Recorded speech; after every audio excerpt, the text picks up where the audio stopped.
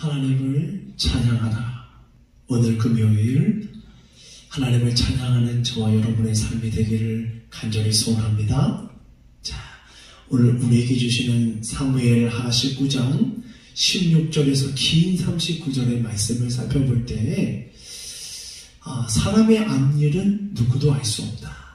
그렇기 때문에 우리가 하루의 삶 가운데 얼마나 하나님 앞에 바로 서야 하는지 깨닫게 돼요.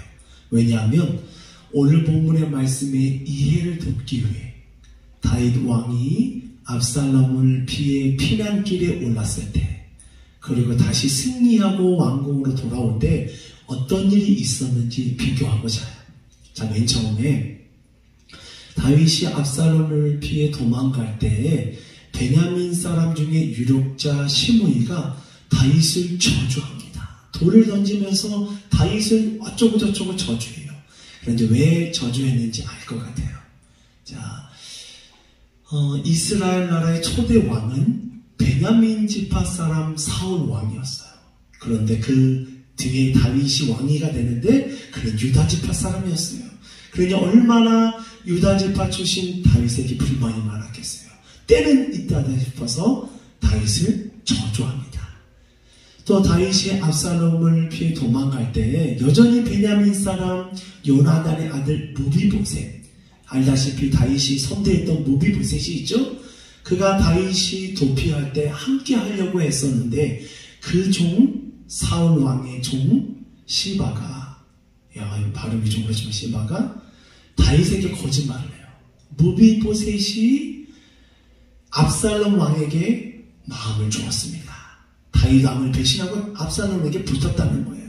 그래서 다윗이 어떤 처사를 하냐면 사울 왕가에 있었던 무비보셋의 모든 재산을 그 종 시바에게 다 줍니다. 자, 그런데 이제 문제는 압살롬으로부터 질 줄 알았던 다윗이 승리하게 돼요.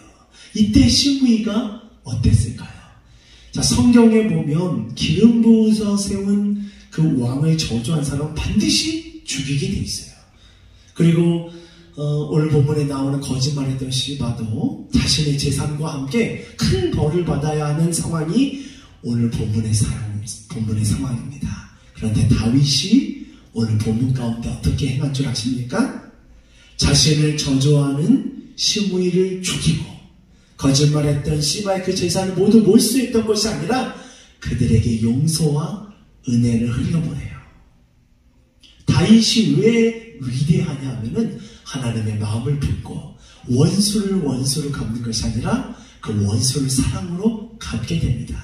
여러분 알다시피 다윗이 왕이 됐을 때 여전히 다윗은 불완전했어요. 왜? 사울 왕의 가문인 베냐민 지파 사람들이 다윗을 전적으로 지지했던 것이 아니에요. 그런데 오늘 본문 가운데 시므이와 그리고 베냐민 지파의 100,000명의 사람들이 다윗이 돌아올 때 다윗의 앞에 가서 그를 환대하며 맞이하면서 다윗은 그들을 용서해 줍니다. 그러면서 베냐민 지파 사람들의 마음을 확 얻게 돼요. 사랑하는 옥토교회 성도 여러분, 반드시 기억하십시오. 원수를 끌어낼 수 있는 방법은 그 원수에게 용서를 내밀고 하나님의 은혜를 내밀어올 때에 진정한 연합과 은혜가 임하는 줄 믿습니다. 아멘. 시바의 이야기도 그렇습니다. 시바의 거짓말이 드러났을 때 다윗은 시바의 잘못을 따지기보다는 그에게도 무비보셋을 다시 한번 회복해주고 재산도 다시 돌려주면서 특별하게 시바를 잘못한 일을 질책하지 않아요. 여전히 그들을 끌어안는 것을 볼 수가 있어요.